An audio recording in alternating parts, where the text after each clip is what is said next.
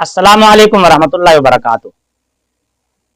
آج ایک بالکل نیا سلسلہ شروع کرنے کا ارادہ کیا ہے، بالکل نیا، اور یہ پروگرام صرف دینی مدارس میں پڑھنے والے طلباء کے لیے ہے، اور خصوصاً وہ طلباء جو علم نحو اور علم صرف میں دلچسپی رکھتے ہیں۔ اور یہ ہمارا پروگرام ہے نحوی اور صرفی پہیلیاں۔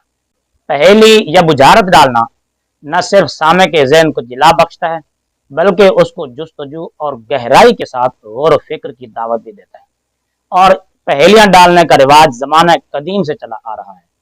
پہیلی کی اہمیت اور افادیت کے لیے اتنا ہی کافی ہے کہ خود نبی پاک صلی اللہ علیہ وسلم نے بھی صحابہ کرام کو پہیلیاں ڈالی ہیں۔ جس طرح کہ صحیح بخاری میں حضرت عبداللہ بن عمر رضی اللہ تعالی عنہما سے روایت ہے کہ نبی پاک صلی اللہ علیہ وسلم نے فرمایا کہ ان من الشجر شجرۃ لا یسقط ورقها، کہ بے شک درختوں میں سے ایک ایسا درخت ہے جس کے پتے نہیں گرتے۔ ما ہیا، بتاؤ وہ کون سا درخت ہے؟ تو صحابہ کرام سوچنے لگے۔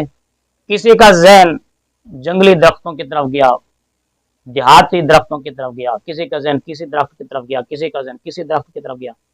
تو حضرت عبداللہ بن عمر رضی اللہ تعالیٰ عنہ کہتے ہیں کہ میرے ذہن میں یہ خیال آیا کہ وہ کھجور کا درخت ہے،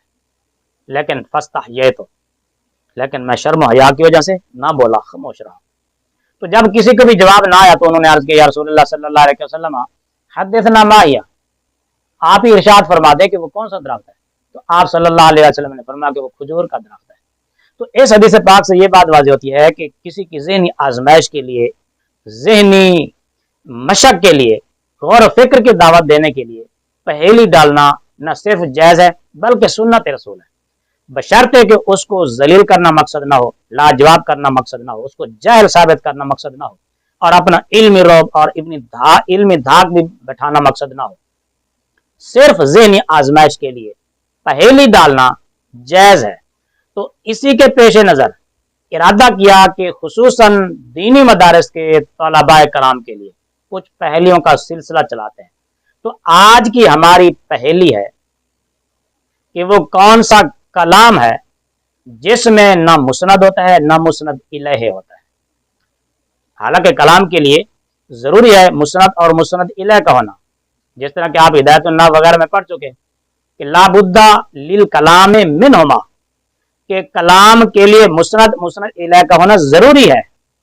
لیکن ہماری پہیلی یہ ہے کہ وہ کون سا کلام ہے جس میں نہ مسند ہوتا ہے نہ مسند الیہ ہوتا ہے لیکن ہوتا وہ کلام ہے۔ آپ کومنٹس میں اس کا جواب دیں، ضرور جواب دیں، اپنا ذہن دوڑائیں، ذہنی مشق کریں، ذہنی ورزش کریں، غور و فکر کریں، جستجو کریں سوال کا جواب ڈھونڈنے کے لیے۔ ہمارے جواب کا انتظار کل تک کیجیے۔